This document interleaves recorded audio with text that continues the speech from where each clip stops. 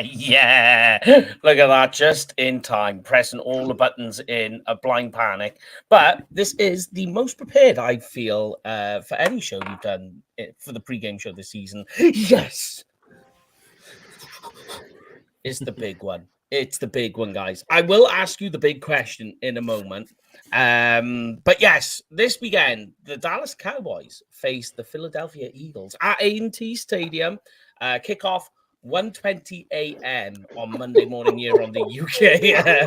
just as we get over the jet lag, it all comes flooding back. As we say to RJ over at SB Nation, that when we do this, you've got to live on 2 time zones, Central and UK time, and you go one of 2 ways. You either deal with it or have a bloody psychotic episode. But there we go. Yes. Also, it is bowl season. Oh, my favorite time of year. Oh my goodness. I don't know how they can make this time of the year any better. For me, bowl season's bigger than Christmas. Oh man. But it's the NFC East Bowl. Yes. So whoever wins this game will get the number 1 spot in the NFC East. So big game. But let's go around the house as we start this show off. Tell me, guys, this weekend, what are your... I know yours already, Paul, because me and you spoke for quite some time the other day on this, as you do. But what's your thoughts and feelings? And let us know as well at home, everybody, what your thoughts and feelings are on this weekend's game. Hit me with it, guys. Well, I'm ready to see the Cowboys come out firing all guns blazing. All the pains out the way. Mike McCarthy's had his surgery. He'll be back on the sideline on Sunday, all being well and, makes a full recovery. And that's the only pain that we're going to have this week. Yeah, I mean, all year we've heard, these teams play Dallas. This is their Super Bowl, etc. Frankly, this is our Super Bowl. This is our way of making a statement. It's been circled in my calendar since the schedule came out as the key decider for the regular season. Not to say we won't get to the postseason, just to say it'll mean how we get to the postseason. So looking forward to a great game and seeing the best of what the Cowboys can do. I really feel in my bones we're going to see that. To me, this is going to be game of the season, my personal opinion. So I was on talking with the guys from the Gridiron crew earlier, and we were just kind of talking about this. Even though I do believe we will be all firing all guns and all cylinders there, but we still cannot underestimate this Eagles team. As much we do not like them whatsoever, they do cause a threat. They can, from AJ Brown, etc., Swift, etc. They do have weapons there. There is some flaws in their defense, etc. But we just need to make sure that we are on point, we are effective, we do not drop any passes, and make sure that we are clinical when it comes to execution.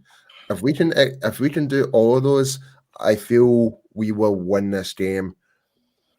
I'm not going to say it's going to be a landslide, but I don't think it's going to be like a 40-burger 10 or something like that. I think it's going to be a very closely contested game because Eagles, despite their most recent games, they have just edged it at the very end of quite a lot of these games, like the Bills, the Chiefs, etc. Even against us back at Lincoln Financial Field.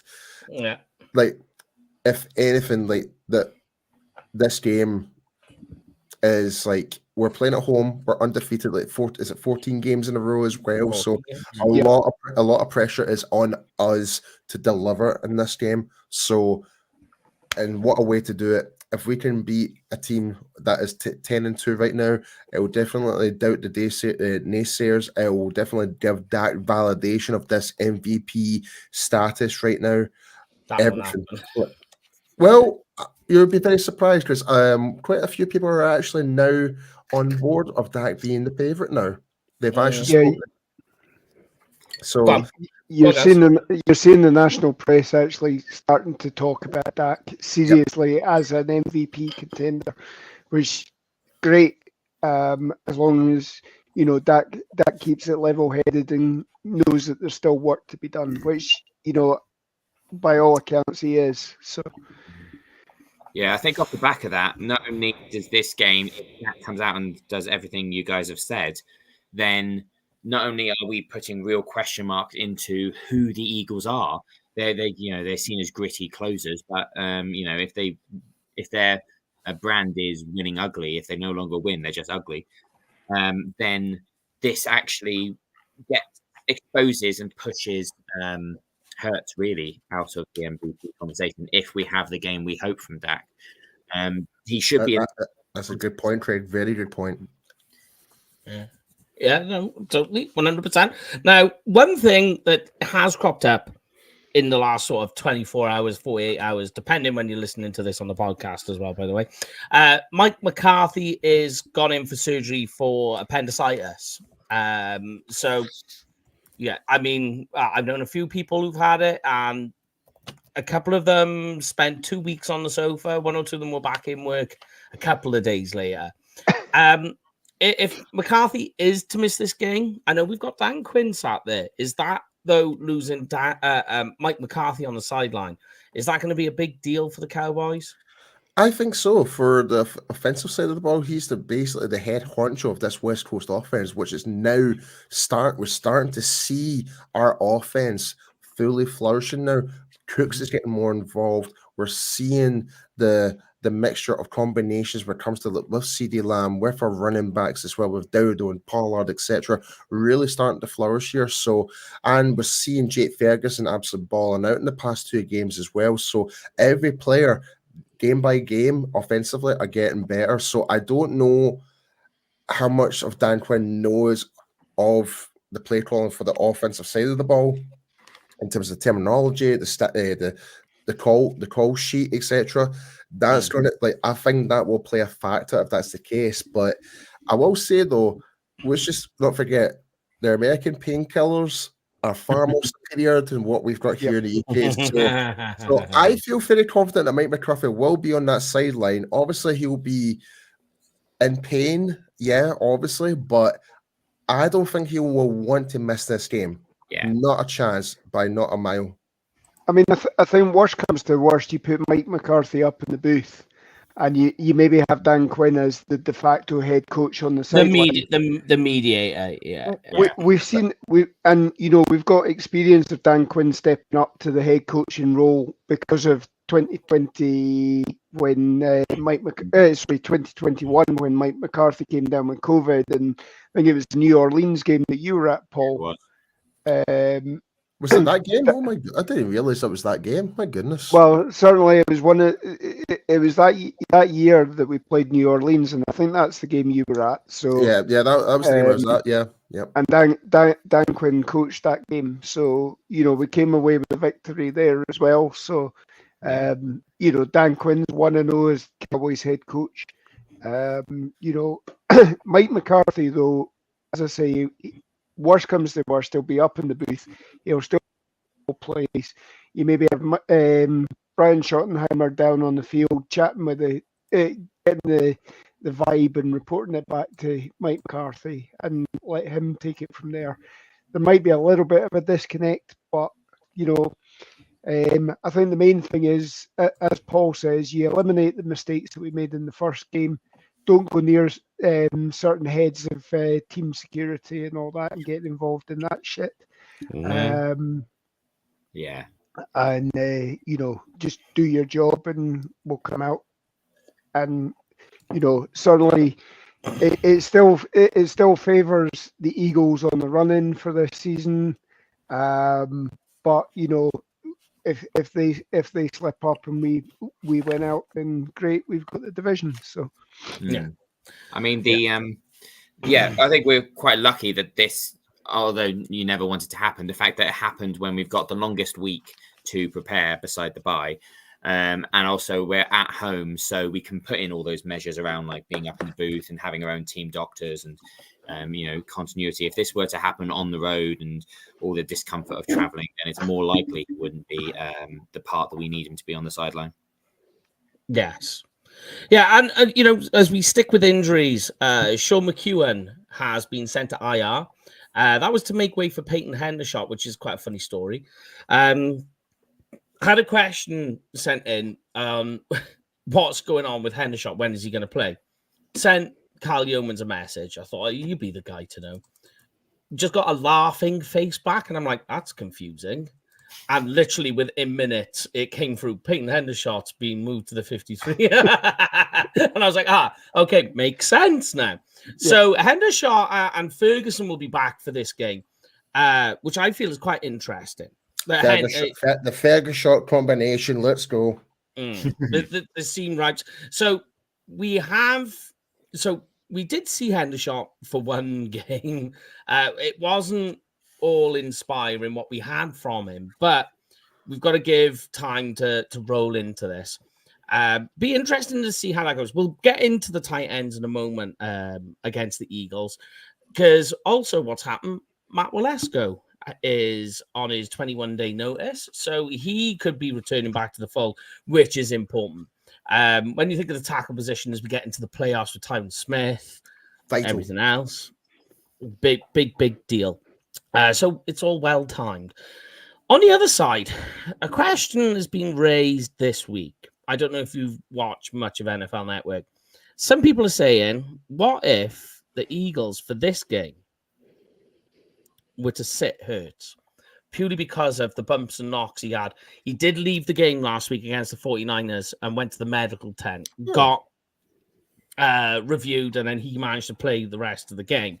But they're saying, what if you just take it, put Marcus Mariota in for this game, and then you've got a healthy Hurts to take you through to end the season, to get you to close out? Because if the Cowboys win this game, right, the Cowboys go to the top of the NFC East. But if the records stay as they are till the end of the season, once the Eagles play, the Giants and what have you to the end of the season, they would actually end up winning the NFC East. Yep. Yeah. Due to common opponents, they've got a better Correct. record against common opponents. Yeah. Yeah, by one. So so the argument is to be made here. I mean, what do you guys think of this? I mean, it has a logic to it, depending on how grave the injury is. I mean, we've seen they should have sat Burrow for the first couple of weeks, and then the Bengals would have still had a lifeline. So, yes, but I think if it hadn't just come after the 49ers trouncing, if this had been a normal game, they'd won ugly and, could do this and sort of push Cowboys to the side and say, well, no, we're still going to control our the next part of our season. That would make sense. I think they need a statement on the road. They need to restore this confidence about themselves to more likely get the 1 seed, never mind the top of the division, the 1 seed, which will allow Hurts to rest and allow Philly to play at home for however long they're in the playoffs for, hopefully short. So, I mean, he's your franchise, but I think their franchise needs a bit of what they call defib thing right now. And no matter what, restart the heart. Yeah. Yep. Defibrillator. Yeah. That's quite an interesting question, if I'm being perfectly honest. Like, never even crossed my mind. I could see why they would do it, but I just saw what Mark Anthony just commented. I don't think they will the number 1 seed, because we've still got San Francisco to worry about as well in terms of the overall number 1 seed. Eagles don't want to give that up, obviously, because that means they've got a bye week and Hurts can properly rest up. They're ready for the playoffs. So I think that's a factor in itself. I just don't see it happening. I think Hurts will want to kind of come back and try and make a statement, and really show that, we know he's a tough quarterback. All credit is due. He's not really had the best of seasons, but I will give him he is a fighting style quarterback. He will try and do whatever it takes to win. I will give him that. So, and that's what's been the Eagles all year. There's been a lot of games like the Chiefs, the Bills, etc., where throughout the majority of the game, they were not the better team, but yet they still managed to prevail and win the game. So, and that's just down to their mentality. So we do need to give them credit. But yeah, just back to the original question, I just don't see it happening.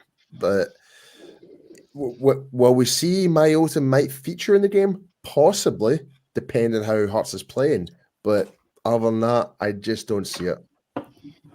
Yeah, I think I agree that, you know, this time last year he was injured, and we were facing Gardner Minshew. You know, their season went on the slide a little bit for those couple of games that he was in there. But you know, I think with everything on the line, and you want, you know, if you've got a chance for the playoffs to go through your hometown, you want to play for that, and you want to do everything you can.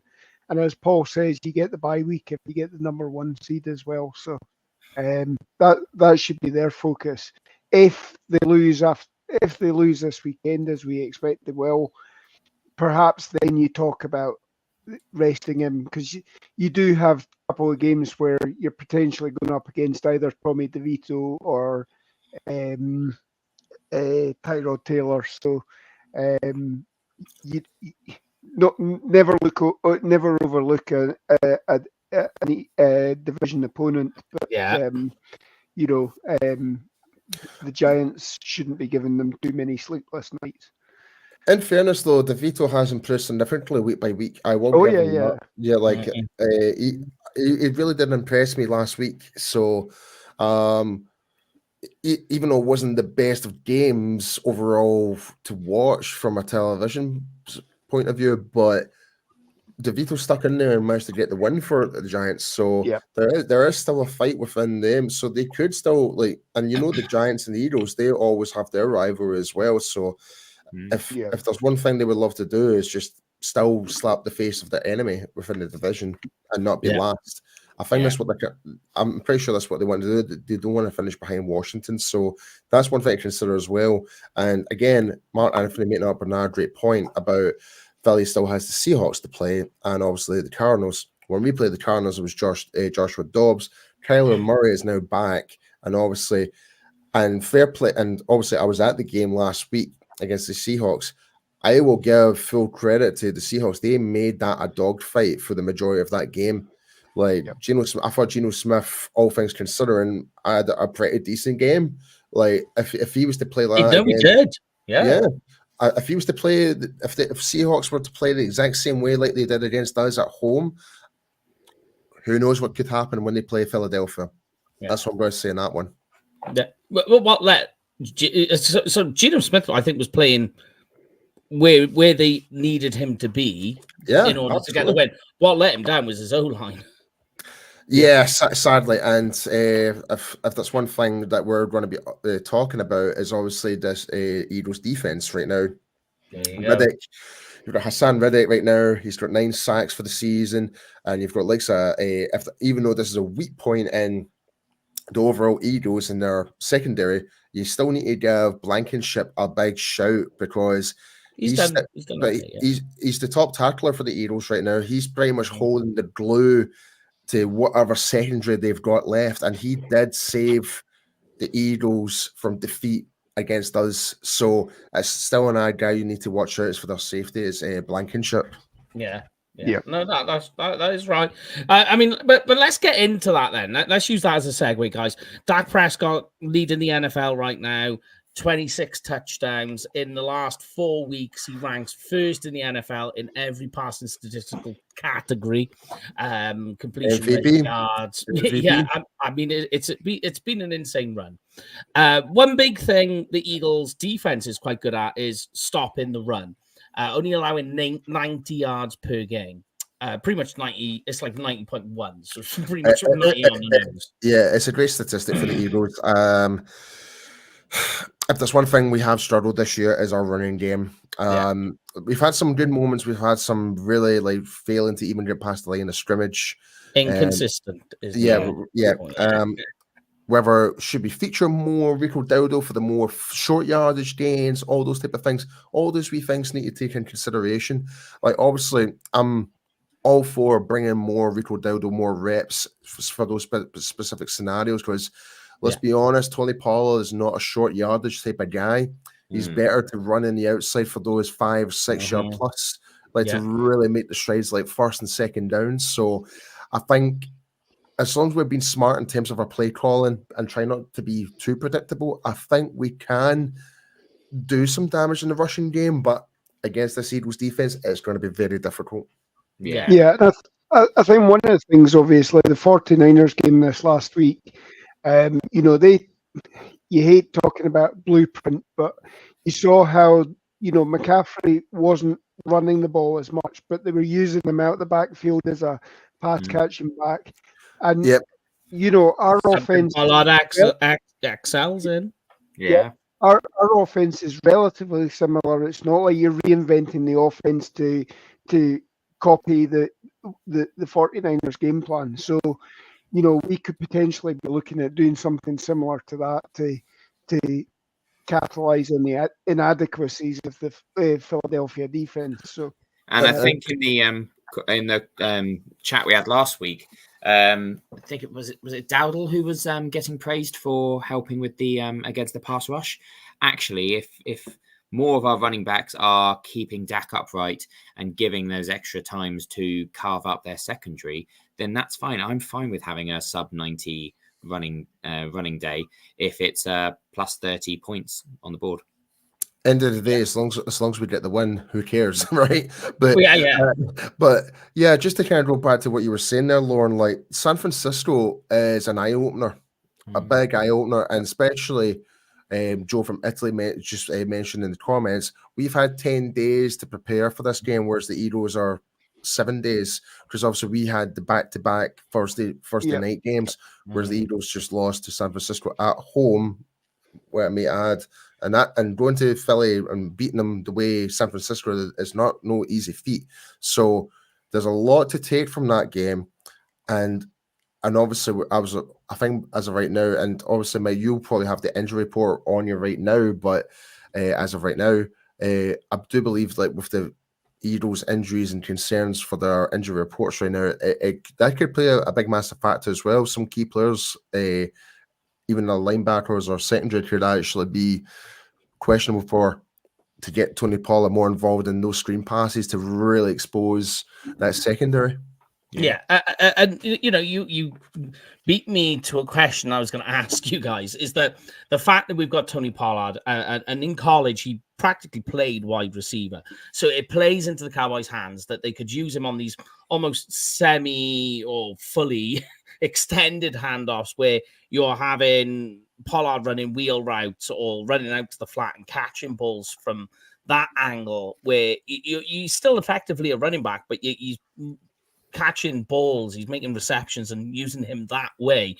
One big thing the Eagles are really struggling with, only Washington are worse, than Philadelphia in terms of defending the pass. They're allowing more yards and they are allowing more passing touchdowns so they're last in passing touchdowns. In fact, in the last 3 weeks, they're dead last.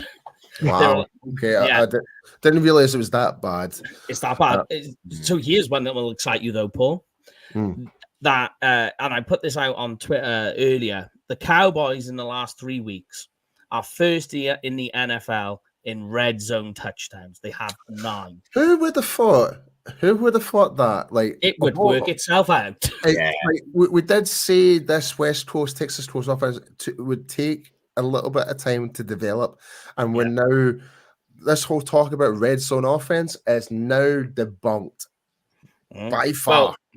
So the Cowboys are number 1 right now in over the last 3 weeks. The Eagles, when defending inside the red zone, are dead last. They've allowed 10 touchdowns in that time. And so, go on, guys. I was just going to say that what the Cowboys are doing well is what the Eagles happen to do very badly, and what the Eagles do very well is what the Eagles do badly on offense. So it's almost like our weakness is their strength and vice versa. And without looking in the rearview mirror, it just reminds me of the when we did have the ball in the red zone with however many seconds left against them in Philly, and just penalties just knocked us out until we were out of options. So, what could have been. That's a good point. If there's anything that's going to hinder the Cowboys from putting points on the board, it's ourselves. Yeah. Let's be honest. It's like the false starts or the holding calls or anything like that. We need to make sure that we, like I mentioned at the very start, like we need to be disciplined, we need to be clinical, we need to make sure that we're executing the plays and make sure we're not dropping passes. If we can get all four of those, we will win this game. Hands down. Well, I mean, you mentioned. Go on. The one thing I was going to say, so I've seen a tweet tonight. Somebody asked Brian Broaddus who the officiating crew is, and it's John Hussey's crew, and he's he's actually favours the home team quite a lot in the decision making. I still don't like him. Yeah, I know. I could not care less who the referee is. I think all the referees have just been very suspect across the league, and like I can be very nitpicky about the whole Lane Johnson situation of him jumping offside in every single snap, but because I don't know how many I'm not the only one who's tweeted NFL officiating on Twitter about. Like, I'm not the only one. I think at least thousands of people have really took it on board. It's like, how can you miss this? This is happening literally every single play. Because he's kick stepping before the ball's even snapped. That's offside. So that I will be, for me, I'm keeping a close eye on these referees, make sure that they're officiating it fairly. Like, obviously, if there's a call that goes in our favor, then obviously I will say it's like, oh, we got very lucky with that or something like that. Like, I'll be brutally honest. So, but yeah, it's definitely something to kind of keep your eyes on as the referees. But at the same time, we just need to make sure we just do not make any mistakes and make our job harder than what it should be. Because, like you just said there, Mike, their weaknesses is our strength, etc., etc. Yeah. Why not? We just need to make sure that we do that. Yeah. And another interesting one as well. And you mentioned the 14-game home streak, Paul. Another little feather in the cap that's quite nice. The Eagles have not won in AT&T Stadium since 2017. Has it been that long? It's been that long. Oh no, that was the last game I attended. That was the Eagles game I attended. Jeez, I was at that game back in 2017. Oh, yeah, was that the game? That was the game. That was the game I had a little tuffle with an Eagles fan. Yeah, that was. yeah. That was that one. It was that game. It was the week. I believe it was. Yeah, it was the week before the Thanksgiving game against the Chargers, and that's where we had Jeff Heath as our kicker against the Chargers that game. Yeah, so the Eagles game was the week before that. Yeah. Yes. So, that was the last time they won it. So, there is that going in the favor. Also, another one that is quite interesting is the pass rush. So, sacks per game has gone considerably down in the last 4 weeks. They were absolutely flying during all through mid-season as well. The last 4 weeks, they've slowed right down, and they're in the bottom half now in sacks per game rate in the last 4 games. I wouldn't be too I wouldn't say concerned. I wouldn't be too concerned based on what you just said there, but I would still consider this Eagles defense to be very dangerous. In particular, Riddick. Riddick, like especially like if I'm going to single out someone, it would have to be Terrence Steele right now. Like there has been moments for parts of the season he has been very inconsistent, and especially in that last game down in Lincoln Financial Field where Riddick had his way with Terrence Steele. So hopefully things have swapped around, and hopefully we can isolate Riddick, and that would actually help the rest of the O-line a little more, and we can probably expand our run game a bit better as well. So hopefully that might be the case. Yeah.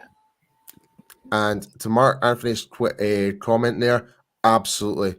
Because we are starting to see the trend now moving. Like, we've even got Stephen A. Smith as Cowboys as his number 2 team. Number 2. And for him to say that is painful for him. Yep. Painful in terms of his online facade is painful. Yeah. Off the screen, he's quite happy, but yeah. So yes, so I think the way to beat this team, CeeDee Lamb, he's on form right now. Get him involved. Linebackers is of course for concern. Zach Cunningham has been injured, so he may come back. We don't know. We'll have to wait and see. Obviously they've got Shaq Leonard, but to me, like, I think in Dallas, he would have been nice because he's a rotational player. For the Eagles, he's going to be starting this week. Yeah. You've got to wonder how effective he's going to be. Just wandering straight in there straight away. Like, he's not even going to know the players' names, half of them. But also, he's got to get used to how the team operate, the culture. Yeah. Well, culture sucks, but... that was quite a cheap shot coming from you there, Mike. Jeez, I know. I'm sorry. I'll have certain people messaging, but there's that. But also, I think for a guy like Shaq Leonard, he is a good linebacker. But I just think that the player people are picturing in their mind isn't the Shaq Leonard you're going to expect. He's gone slightly downhill, not dramatically, but he's not what he used to be. Yeah, I mean, with Shaq Leonard, like if the Eagles needed something, it would be that very lateral style linebacker who can go from sideline to sideline. Yeah, Leonard's not really that. He's definitely more of a forward. Aye, he's. It's really hard to say. Like, it really depends how they utilize him. If they played him as a Mike middle linebacker, then yeah, possibly he could run the A-gap blitz or whatever in that to help his defensive line. That was where he would be effective, and all the other running backs are maybe a bit more lateral, can be more the Sam and your Will linebackers. Yeah, so that's something to consider as well. It just really depends where Leonard is positioned. I think that's something to look at as well. If he's playing on the outside as your Sam or your Will, then I think there could be potential exposure to that, especially for the passing game. If it's going to be anyway, it'll be because obviously Hassan Reddick's going to be playing the Sam, which is practically where he plays all the time. So you're going to be looking at that. So you think really, yeah, if he's on the other side, if he's on, he's not going to play the Will. He's not quick enough for that type of, for, like you say, the lateral quickness isn't there to play the Will. But the big one is that, as we say, these wide receivers, these Cowboys wide receivers can attack these guys. Darius Slay is in the top 10 for most yards allowed. And their opposite cornerback, I've forgotten his name, I will check in a moment. He ranks first in most touchdowns allowed. Jeez. Yeah, yeah. James Bradbury. James Bradbury, thank you very much. And then you've got their other two safeties who are rookies. Both of them have their struggles. Last time when they played the Cowboys, and Sidney Brown actually allowed a touchdown to Kevontae Turpin. So something to feel confident about as things move on. But let's go on the other side, guys. So let's talk about, first of all, when we talk about the Eagles offense versus the Cowboys defense, let's first of all talk about the Eagles offensive line. Now, you already mentioned about one particular offensive lineman. It'd be interested possibly two. Yeah. But what is interesting, and I know you will like this, Paul, Jalen Hurts has been sacked 32 times. That is the third or fourth most, depending which way you look at it. Fourth most in the NFL. And they've given up 145 pressures, which is in the top 10. Oh, wow. Yeah. I think there's an element of that is that, because of whatever Jalen Hurts is actually carrying. Now he's not appearing on the injury report at all or anything like that. So it's just a case of him playing hurt rather than actually there being an actual issue. But you're seeing it. He's not running as much as he used to. When the play breaks down, he's actually still trying to stand there and you know, still generate a little bit extra time, but he is being able to get taken down, which is something that you never saw last year when he was running about like the force that he was. This year it's a bit different, and it works. I mean, again, with all the pressure that Micah Parsons is actually generating, you've still got stay-at-home guys that are actually forcing him to move around the pocket rather than finding these open holes. So it does, again, our defensive line does play into that as well. So it should help generate the pass rush. That's an interesting point about his mobility. And also, I'd be interested in seeing the stats, see if there's a trend in terms of how many brotherly shoves they're doing. Because if he is picking up more of this, then they may be more reluctant to do so, which means that fourth down isn't what we've got, 3 downs to go 9 yards, kind of Nick Sirianni mouth thing. So that might not be as much of an option. That's a really great, interesting point that you just brought up about the brotherly shove. I've got a weird question for you guys. Do you think the brotherly shove is actually damaging Jalen Hurts? Yeah. Because Jason Kelsey's actually came out and said on record on his own podcast saying he hates the play because he's getting trampled on. Yeah, it's hurt. Aye. So and it's not fun. So No. I think.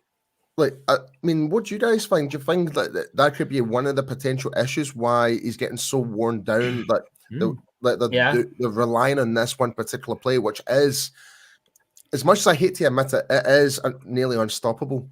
I mean, it can't be stopped. Like you mentioned, Mike, about it's scrum. It's basically scrum rugby 101, pretty much. Yeah. I mean, we went through it with Tuck. With Jay Tuck and he posted it on his Twitter like, here's the answer. That's all it took. And but it is like pretty much. Mind blown. So it is. It can be defended. And you say about the injuries. I mean, if you play rugby and you're under those rucks and they come over the top of you, no, they do hurt. Yeah. You come out of those moments standing up, seeing stars, and it is going to have an effect on him, and it has to. And I think the bumps and the knocks and everything and the lack of recovery is from those things. It's an interesting point. Yeah, especially when you've got running backs running up your backside as well to give you that extra push as well. So your legs are moving forward in a way. You've then got offensive linemen to actually negotiate, and you've also got the running back coming up your backside as well. So you're basically then subsequently getting sandwiched in there. It is going to take a toll, but I think he's picked up the injury from one of his scrambles the same way that you see any rushing quarterback if inevitably at some point goes down injured. You've seen it with Fields this year. You go back to RG3. All of these players, they eventually succumb to some. Yeah, they eventually succumb to some sort of knee injury, and I think he's playing through something. I think come the end of the season, I think you'll see that he undergoes some sort of surgery during the off season to get ready for next year. So the thing about Jalen Hurts as well, he is technically more of a mobile quarterback than he is more of a passing quarterback, right? And that seems to be the trend with mobile quarterbacks. They tend to have a good couple of first years, whatever, and then there's the decline. Like you just mentioned, the RG3, Cam Newton, etc. Like Colin Kaepernick. Exactly.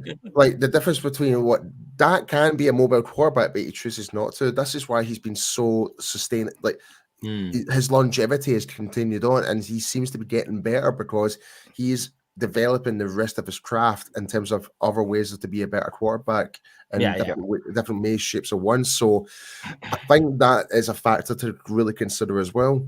I've always said it. I'll let you speak now, Craig, but I've always said that mobility, right, in terms for quarterbacks, is vital in those early years.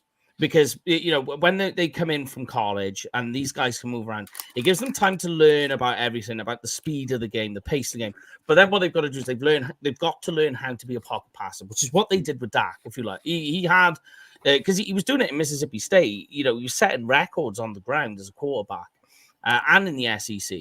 But when you get to the NFL, then you've seen it, and it was something Jason Garrett used to do a lot. If you remember, they used to like before games and everything, they used to stand in the stands and throw the ball and pass the ball back and forth to each other. And they've tried to make that this pocket passer, because as time goes on, they've got to learn how to do it, because the whole mobility thing, as you mentioned, is not sustainable. It's more important in those early years when they learn in the game. Yeah. But go on, Craig. Sorry. Yeah, no, I absolutely agree with all that. And of course, over the years, the knocks, the bumps, the crushes do add up and take its toll. So yeah, exactly that. So I see Dak as more of a the Mahomes. He can run, but he's running for the sideline, and then he keeps himself safe. And that's the way to do it downfield. Whereas Hurts, I think, isn't there yet. Hurts is still trying to make the big play himself, whereas Dak is, with his sort of twisting, throw in the air kind of thing. Dak is still making the play for the team. Yeah. But I mean, let's continue with the Eagles side. Tell me, guys, how do we stop AJ Brown and Devonta Smith? Last week, the Eagles got completely manhandled in terms of what they could do on offense. But even then, AJ Brown and Devonta Smith both accumulated over 200 yards receiving and scored a touchdown between them. Well, AJ Brown only got one reception for, I think, 8 yards against us last time. Yes. Smith then went off on the other angle, but yeah, it can be done. And I think someone said it earlier in the chat. It's about hitting them early and knocking them off their stride, and a bit of, without opening ourselves up to the penalties that can take the wind out of ourselves. It's about asserting ourselves in the coverage game as much as we're asserting ourselves in the trenches. Yep. Yeah. Go on, guys. No, I think it, as Craig says there, I think it's jamming them on the line, trying to reroute them, whatever, and just basically don't give them the space to get their batteries charging and legs moving, so that take them down as soon as they catch the ball, limit the run after catch, and I think we've had a good test against the Seattle wide receiver core last week. It's very similar to what we're facing this week. As I said on Tuesday night when I was on with Brian, I think you could see that the guys were actually tired from those 3 games in 12 days or whatever it is.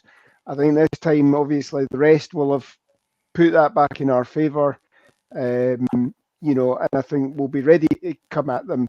Bland should be able to be back up to scratch and everything like that. And again, you saw, the adjustments that Dan Quinn made during that game to switch Gilmore, put Gilmore on the AJ Brown type of wide receiver, and maybe put Bland on the Devonta Smith type of wide receiver. We could certainly see that and see a bit more mix and match with these guys. Yeah, but the likes of Bland, though, like, if there's one thing I will say is probably one of his weaknesses is dealing with the more bigger physical wide receivers like your Metcalf. Agree. And your AJ Browns. That seems to be the only Achilles heel I've seen to find so far. Against anybody else, like a guy is like literally matched for height, like your quick routes, your slant route guys, like all day long. Bland is there. He's eagle-eyed, but in terms of man coverage, going down in the deep, there we go. Like going down deep with the man coverage in terms of the more physical wide receivers. I think that's still part of his game. He still needs to really improve on. But other than that, I think if we can stop the deep routes from ever preventing getting to Hurts early from the defensive front, that should actually help us in terms of our cornerbacks to really shut down likes of AJ Brown and Devonta Smith and stuff, etc. Yeah, and I think with Deron Bland, the physical side of it all, I think is because he's just so tall and lanky. You know, I'm not saying he's light, but that's just because of his build. Mm. You know, and I think that's where he gets his struggles from. But you've got to slow these guys down, and I think that both the safety play is going to be extreme. It needs to be on point this week. And one of the things I've been worried about this week, and I'm being quite critical of him for obvious reasons, is being Donovan Wilson.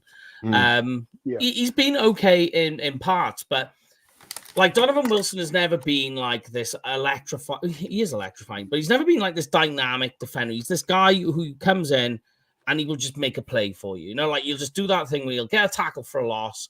Is this big, you know, like this defensive playmaker that will push on this, and then he's off the field. You don't need to see him for a few snaps, but he hasn't done that this year. That's my trouble with him. I don't know about that. He's top 5 in tackles for the Cowboys. Mm-hmm. Yeah, as a tackler, but I mean as a defensive playmaker. Well, like when you think of like what he's been in the past. Yeah.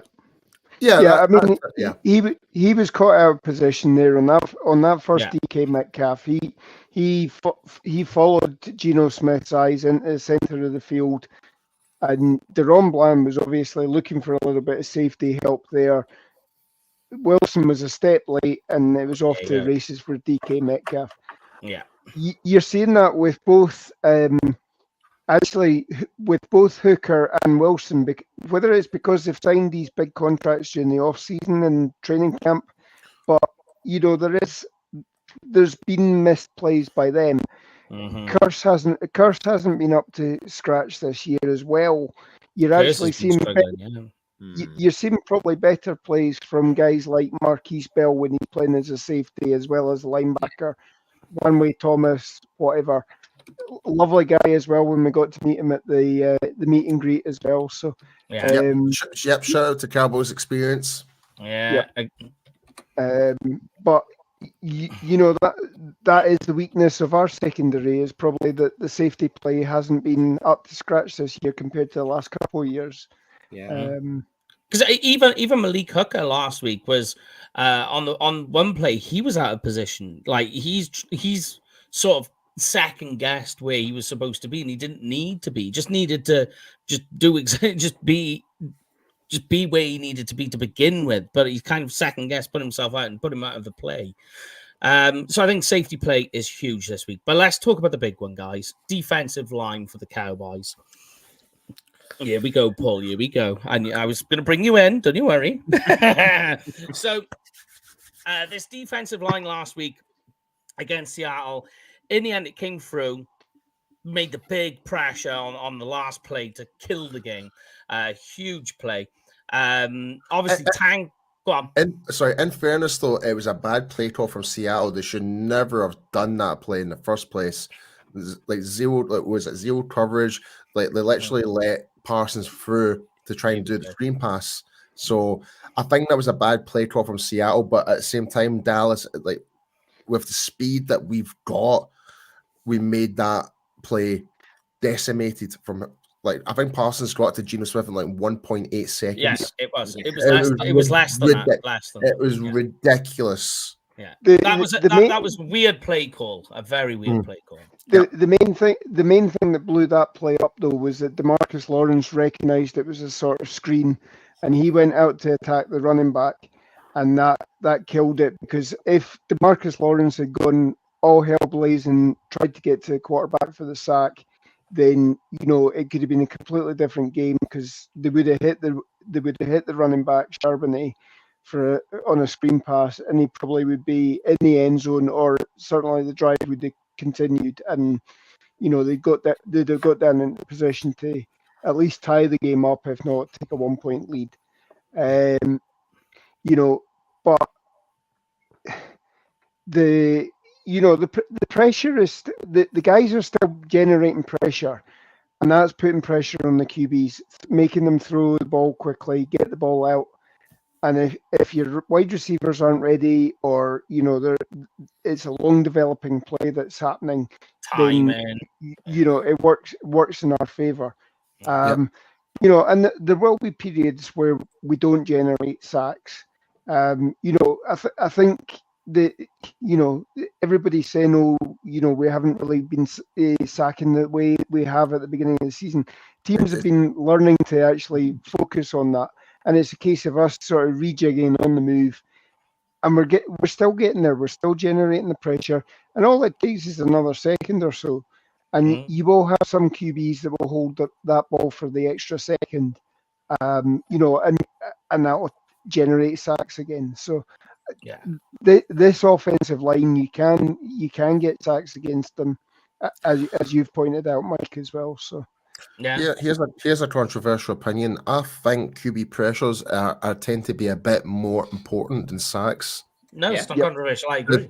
Because the reason I say that, right, and it kind of relates to what you were just saying there, Lauren. If our defensive line can create the pressures, then it's gonna have that chain reaction for the secondary to make those plays, like Bland, like Karras, etc. Whoever that may be, like it falls into their hands essentially. So it all starts from the line of scrimmage, right in the trenches, and if they're doing their job correctly, then it's going to make the other guys' jobs even easier. So it's that whole chain reaction. And like you say, pressures, I think, are a big one. Another big one as well is tackles for a loss. Run defense. Micah Parsons among defensive end ranks first in tackles for a loss, and in run stop percentage, DeMarcus Lawrence ranks first, and on PFF amongst defensive ends, he's second in defensive grade for the second time in a row. Good, yeah. Bravo. Oh, by the way, I should say as well, D-Law is up for Walter Payton Man of the Year for the Dallas Cowboys as well.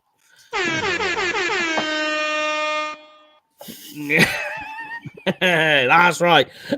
So, I mean, like, in terms of defense, run defense, I think has gotten better. Especially, I think Marquise Bell coming in has been... Oh, he's been phenomenal. Vital, yeah. So that he's hit the ground running. Leighton Van Der Esch left. We all kind of held our breath and went, we know what Marquise Bell is, but we haven't seen him do it in the NFL. Turns out he can do it fine. He's stepping up to the plate. Not bad for an undrafted free agent. Was it Florida South? What was it? Florida UAT? A&M. Florida A&M. Yeah, it's not bad for an undrafted free agent who is primarily a safety, and he's now playing pretty much linebacker right now. So for him to step up, and I think he's now second in tackles in total for the Cowboys right now. Who was number one, actually? Number one's Damone Clark. Clark, yeah. That's right. So, but it's crazy when you think, like you say, Paul, he's second and he didn't start playing until halfway through the season. It's insane.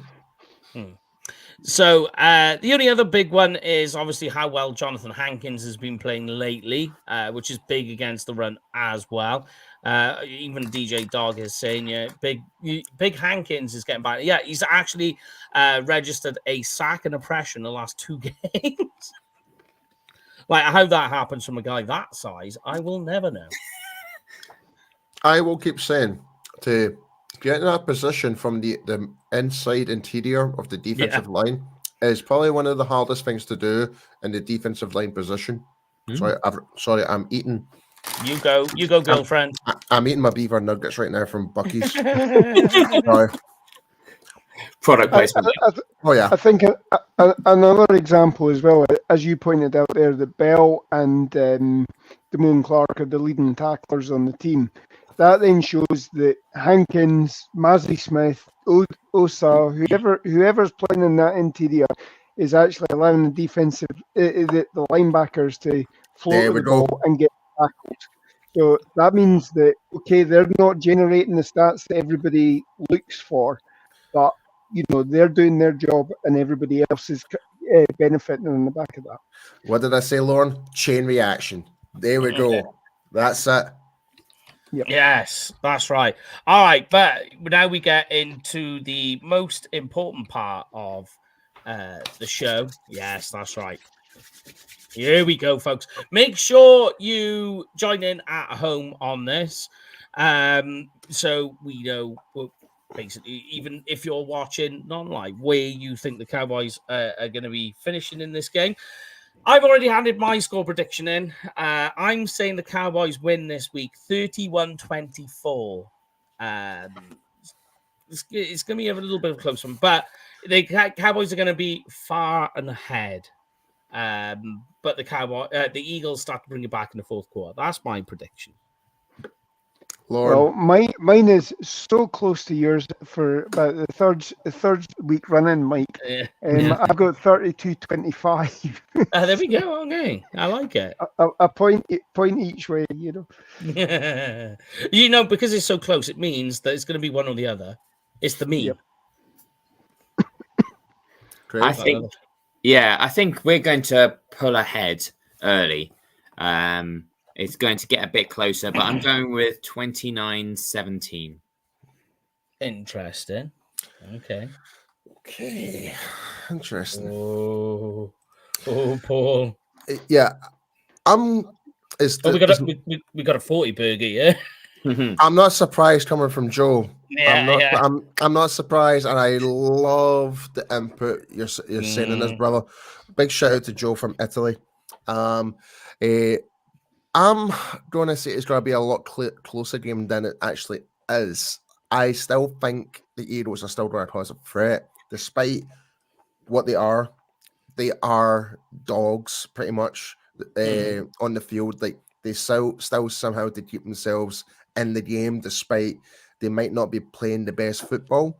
So, with that being said, I'm going to say Cowboys 35, Eagles 31. Ooh, that is a close one. That's even yes. So yours is the closest. So as I say, comment even if you're watching the show afterwards, or even on Spotify, you can put comments in now. Just put in there what you think the score predictions are. We do take notice of them. We will be looking at them, so don't you panic. But let's move on to the final section, the big one. This is the big one now, the Fantasy Lounge. So let's get to the scores first. Now, just so you know, Paul, we were very heavily jet lagged last week, so we didn't do the fantasy section. We just kind of breezed past it. We were like, we did the post game and the pre-game show in one. So we got to this stage, we just kind of went. So I have tallied the scores from our last one, and here is the latest results. So ahead at the moment is Lorne because he has the most bonus points. Paul right behind, then Jamie. Let's have a look. Then we've got Craig. Yeah.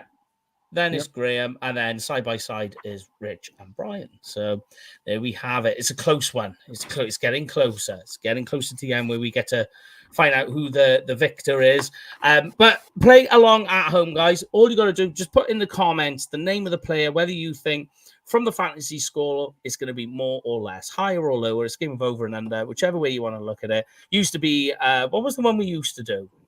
Boy, oh boy, and oh boy. Boy, oh boy. Yeah, that's right. Higher or lower, folks. It's as simple as that, guys. All right. If you're playing along, obviously, as well, mention the player. But if you're playing after the show's gone out, don't comment on the fantasy scores on the Monday, because we can see when you put the comment in. We can see what you're trying to do, and it does not work. All right. We've had a few of them. I find it funny, so don't worry. It is comical. But let's get to it, guys. All right, then. Dak Prescott, 20.7 fantasy points. Is that higher or lower? Bearing in mind what we talked about with the Eagles secondary. Higher. Yeah, higher as well. Yeah, so I think that one's fairly simplistic there. I think the only thing that's going to slow them down is whether they get an interception. Interceptions we'll get to on the Cowboys defense, though. So, yes. So we got there we go. We got a higher. I think people are fairly happy on the idea that it's going to be higher. So that's what we will go with on that one. I would go with all of you guys on that. But Tony Pollard, guys, 15.4 fantasy points. This I'm not so sure when I see it. No, lower. Yeah, lower. I wonder if Lorne's going to say what I'm thinking. I'm going to go push. I think, as I've said, I think you're going to use him more as a wide receiver or running back at the backfield. So I'm going to push on that one. PPR as well. So you think, say he gets 2 receptions, goes 20 yards, say one of them's a touchdown, boof. In fact, you know what? I'm changing my answer. I'm going to go higher then. Now that I have a good thought about that, I keep forgetting about the PPR and receiving yards. I think this is the game for it. For Devon, we got to push as well. Joe's getting well involved in this. Love it. All right then. CeeDee Lamb, who currently ranks 2nd in the NFL in receiving yards, having an absolute ball out there at the moment. 21.8 fantasy points. And I understand the reason why they've done that. Lower. I just think we've got a lot of options, so it will be spreading the wealth, so it'll take a bit of his sandwiches. Yeah? I'm saying push. But sorry, on you roll on. No, go on, Paul. You finish your thought. I was just going to say purely because of, again, PPR, the ability to get the touchdown and whatever yards, I think 21 sounds right bang on the money. So that's why I'm saying push. And I'm gonna say ever so slightly lower because I think, as Craig says, I think it's going to be a case of Cooks, Tolbert, Turpin, Jalen Brooks, whatever. And I think if I was the Philadelphia defense, my focus would be on stopping CeeDee Lamb as much as possible. Give him 10 targets, 10 catches, but limit the yardage or whatever. So that's my point of view. I'm going ever so slightly lower. Okay, 1 second. I've dropped my pen. I've dropped my pen and I don't know where it is now. I need a spare pen. All right, use this permanent marker. It doesn't work. I had a feeling it wasn't going to work. Travis has been in here. Right. All right, then. Here we go. Jake Ferguson, 8.7 fantasy points, guys. Yeah. Yep. Higher. Yeah. Higher easily higher. Yeah. The Eagles actually was, when we was talking about, I said we come back to the tight end position. The tight end position is an area that Eagles are struggling with as well. Mostly because their tight ends, their linebackers, really are struggling to cover. I remember me and you last time, Paul. We spoke about Nakobe Dean, and then it came up. Yep. Similar thing. Well, I think the interesting matchup for me is Jake Ferguson and Blankenship. If I'm being perfectly honest, I think that's the area. I think this is where Blankenship is going to be getting the most attention at. So I think it's definitely something to look at for sure. Yeah. And if you hark back to the last game, Ferguson, Hendershot, Schoonmaker, they were used quite a lot in that game up at Philadelphia. Yeah. Again, if it wasn't for the Eagles tackling Schoonmaker on the goal line and all that was Blankenship as well. Yep. That would have been more points and that would have been more use of the tight end. So I think the tight end is certainly an area for utilising against this defence. Having said that, Shaq Leonard certainly was a good Tampa 2 linebacker, whether the last couple of weeks has given them a chance to get back into pass coverage and, cure a little bit of the ails that he's got that have made him expendable with the Colts. But, higher for Ferguson. Okie dokie. You is the one then, guys, defense. So we're saying that they're going to get sacks, but you're going to score a lot of points. So where do you land? 6.8 fantasy points. Bearing in mind, Hurts, 4th most interceptions this year as well. Higher. Interesting. Yeah, I'm going higher as well. I think you're going to get your sacks. You're going to get your interceptions. And I don't see it being a blowout victory of 32 points. I don't see Philadelphia putting 32 points on our defense. So yeah, same higher. Interesting. All right. Ooh, here we go. We've got a pick 6 coming in for Bland on this game. Hey, Lloyd. With a picture of Des. Yeah. So there we go. So that puts the defensive score up, that's for sure. But going on the Eagles side, guys, Jalen Hurts 22.3 fantasy points, and he is having a good season in terms of fantasy. As a quarterback, you can't deny it. Passer, we'll have that conversation again if you really want to. But let's look at Jalen Hurts. Is he going to get 22.3 fantasy points or more on this defense? Push. Lower. I'm gonna push on that because he will run the ball. And he is, unlike Fields, I would say he's actually quite a capable pocket passer as well. So yeah, I'd join with Joe there and say lower. Again, full respect for him, and he is a battler, but I just have a feeling I don't think he's going to see the full 60 minutes. I think there's going to be more time with someone else rolled on for him. It makes sense. And, if you're saying that they're going to get a few sacks and an interception, you're going to have to go lower than the 22 points because otherwise that means he's scoring like 40-odd points but still creating turnovers. If that's the case. But okay then, DeAndre Swift, guys, 12.3 fantasy points. I found that quite interesting. Push. Yeah, push. I'm going to go ever so slightly higher. He has had a couple of good games during the last few weeks. He's just inconsistent. And I think some of the inconsistencies flow around game script. He did take a battering last week against the 49ers as well. I mean, that guy took a beating. So you're going to wonder how sore he is coming into this game this week. Could be quite interesting to see. Who knows? But AJ Brown, guys, 14.6 fantasy points. The last time when this came up, AJ Brown was due to score over 20 fantasy points and was... Oh, he's going for a push over here.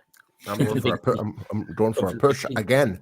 Remember the last time when you tried to push on every one of these last time? It bit you in the ass.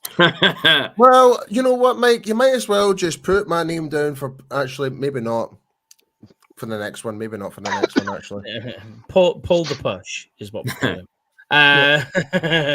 But yeah, I'm going lower for AJ Brown. I think we did a good number on him last time. I think that focus will be there again. Yeah, exactly the same. Yeah, you're going lower too. It's very it's a bit of a weird one. It's because AJ Brown had over 100 yards in the last game, but in the games previous to that, they are very low. There's some low numbers sprinkled in there. Obviously, game script has had a part to play in that. But it's just funny how we were told how AJ Brown was this super amazing wide receiver in the NFC East, and now the tables have turned, and CeeDee Lamb is that guy. All in the space of a month. But there we have it. So Dallas Goedert. Now, here's an interesting one. Dallas Goedert's on the injury report. He's questionable play. If you remember last time when we played, Marquise Brown and him got into a roll on a tackle, and it broke his he broke a bone in his arm. So he's been off. He's been on an injured reserve up until now. So he's still questionable to play. He hasn't practiced in full as yet. But we'll still put Dallas Goedert as the player who's going to be. But we'll make it tight end 1. All right. So it's Dallas Goedert or whoever. If that makes sense to everybody. Yep. Yeah. Yep. All right then. So tight end 1 / Dallas Goedert, 8.2 fantasy points. We talked about Jalen Curse's issues. Lower. Oh, interesting. I'm going to push on that because I think by the looks of the injury report, you've got all 3 tight ends for Philadelphia are all on the injury report. Yeah. Calcaterra's got a knee injury, I think. You've obviously got Goddard coming back, and then Stall's injured as well. I think on that case, they're going to want Goddard to be back in as much as possible. And again, if it's looking for checkdowns across the middle or anything like that, then they're going to go for Goddard. So, minimal yardage, 40 yards maybe, and about 4 or 5 catches. So, that'll be a point either side. So push on that one. Yeah, I don't think it's going to be Dallas Goedert. I think that's a story that they're pumping up. But yeah, I think it's going to be a push around for whoever is the tight end one. Yeah. And just so you know, we'll do the defense, and I'll do this final bit, and then we'll get out of here. So I'll put you down on that. Okay, then. So Eagles defense, 6.5 fantasy points, guys. Yeah, that's exactly what I'm thinking, Lloyd. Exactly what I'm thinking. Yeah, lower as well, I think. Lower. That for the defense you're talking about? Yeah. I'm actually going to go higher. Okay. I think a fumble in there somewhere or something. No, I think there is some creases. Like, regardless of how well we will play, I still think the Eagles will still cause a threat and still put some points on the board. So, and I think 6.5 seems to be a bit very low in that interest. I think, like some Riddick and stuff like that, I think with the pressures and stuff like that, I think there is going to be tackles for losses. I think there might be a sack there for the Eagles. There's a sack, yeah. So that will still accumulate those points up a little bit. So I think for 6.5 is quite low. So that's why I'm saying higher. So it's not going to be no more than 10 points.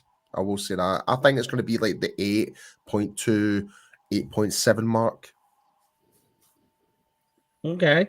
All right, then. Interesting. So, as I say, anyone playing along at home, we watch them. Oh, Craig, what did you say? I said lower. Lower. Thank you very much. Yeah, make sure you play along at home. But if you're doing it after the show's gone live or on Spotify on the comment section, that's fine. We do take care of them. We do look at them. We like all of your comments. As we always say, you're the MVPs of the show. So that's quite important. But you asked at the beginning of the show, Paul, and I've got some information up on the Cowboys players. The only ones not practicing today was Zach Martin and Tyron Smith. But just so you know, they were both on rest days. So they're going on a rest day yesterday and today. The only limited play was Rico Dowdle with that ankle injury, but that seems to be every week. That crops up. Right. And you're like, is he going to play or isn't he? And he just ends up playing. So it was, Chris, the reason I was asking, Chris, I was trying to think of the comparisons, Chris. Obviously, the Eagles, like you mentioned, about the tight ends and stuff like that, that's massive for them. For us, it just seems to be the same. We niggle there and there, but they'll be okay for game day pretty much. Yeah. So, and I think the most important thing of like when they were playing this congested part of the season during Thanksgiving was getting through those games with as little injuries as possible up to this game. And they've done that. And I think they're managing it well by putting players on rest days, on vet days, and all the rest of it. That's very, very smart on their part. I totally agree. And just to kind of add on top of that, I think I forgot what I was going to say now. I was basically going to say was oh God, this went out of my top of my head there. I tell you what, Paul. Give yourself a chance to think, right? And Lorne is going to do this section for us. Hit me with it, Lorne. Yep. Give me 2 seconds.